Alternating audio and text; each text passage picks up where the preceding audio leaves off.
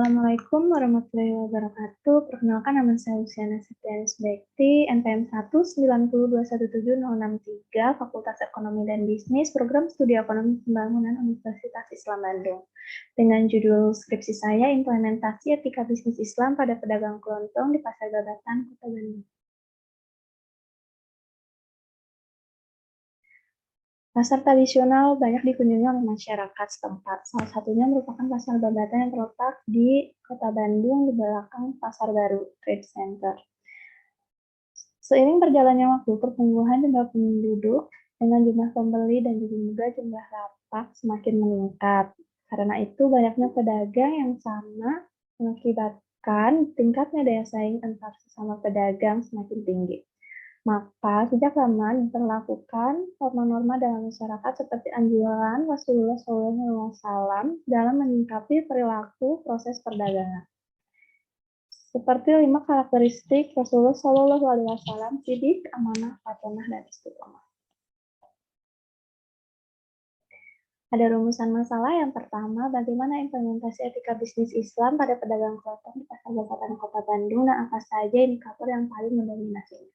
Kedua, faktor-faktor apa saja yang menentukan implementasi etika bisnis Islam pada Pasar Babatan Kota Bandung. Yang pertama, setelahnya ada sumber hukum Islam yang merupakan pokok utama dari pemikiran. Ada Al-Quran dan hadis, akidah, akhlak, dan syariah, di bawahnya ada perilaku etika bisnis. Setelah itu ada sidik, amanah, tablik, patonah, dan istiqomah yang merupakan 5 indikator implementasi etika bisnis Islam. Setelah itu ada metode penelitian dan jenis pengumpulan data.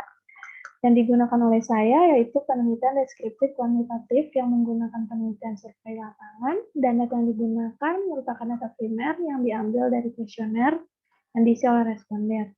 Setelah itu ada data sekunder yang saya ambil dari BPS, Jabar Open Data, dan PD Pasar Bermartabat. Ada populasi, sampel, dan teknik analisis. Populasinya saya mengambil 125 pedagang, 100 pembeli per toko, dan 3 orang karyawan per toko maksimal. Karena tidak semua toko menggunakan karyawan sebagai penjaga tokonya. Setelah itu ada teknik analisisnya, saya menggunakan statistik deskriptif dengan menggunakan program statistik SPSS 26. Ada pengukuran variabel etika bisnis Islam, saya menggunakan skala Likert dengan menggunakan untuk diukur sikap, pendapat, dan persepsi seseorang. Saya ambil ada 4 keterangan, sangat setuju, setuju, tidak setuju, dan sangat tidak setuju. Definisi etika bisnis Islam adalah norma-norma etika yang berbasis Islam atau di dalamnya ada Al-Quran dan hadis yang harus dijadikan pedoman oleh siapapun yang beraktivitas bisnis. Ada 5 prinsip dalam etika bisnis Islam, dan di sini juga bisa mengaplikasikannya dalam perdagangan seperti sidik yang berarti jujur, menerapkan sikap jujur dalam perdagangan atau jual beli, amanah dapat dipercaya, sikap pengaplikasiannya, memberikan barang sesuai dengan permintaan pembeli, tablik berarti menyampaikan, sopan santun seperti itu, dan patonah berarti cerdas, istiqomah menempuh jalan yang benar. Di sini ada penelitian terdahulu, dan setelahnya ada uji validitas. Dari 5 indikator teruji dinyatakan valid, dan reliabilitas dari 5 indikator juga dikatakan reliable. Setelah itu ada implementasi etika bisnis Islam dari indikator sidik, dikatakan sangat tinggi dalam sumber karyawan toko, pemilik toko, dan juga pembeli toko. Dari indikator amanah, sumber responden pemilik toko dan karyawan dinyatakan sangat tinggi, dan juga pemilik toko dikatakan sangat tinggi.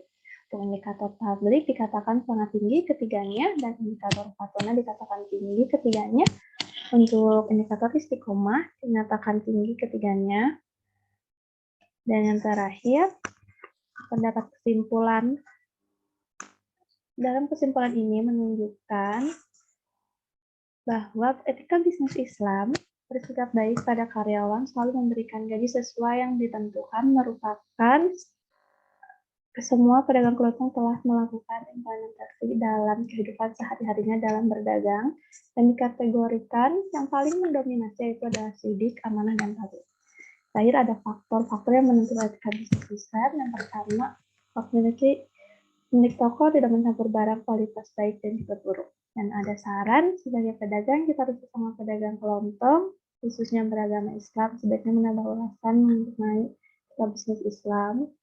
Dan ada untuk peneliti selanjutnya, penggunaan metode penelitian dilakukan dengan metode kuantitatif, dengan metode wawancara, karena setiap perilaku seseorang tidak bisa dihitung atau membatasi seseorang.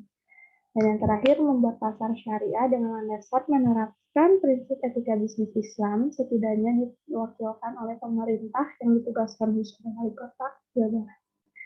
Terima kasih, sekian presentasi dari saya. Wassalamualaikum warahmatullahi wabarakatuh.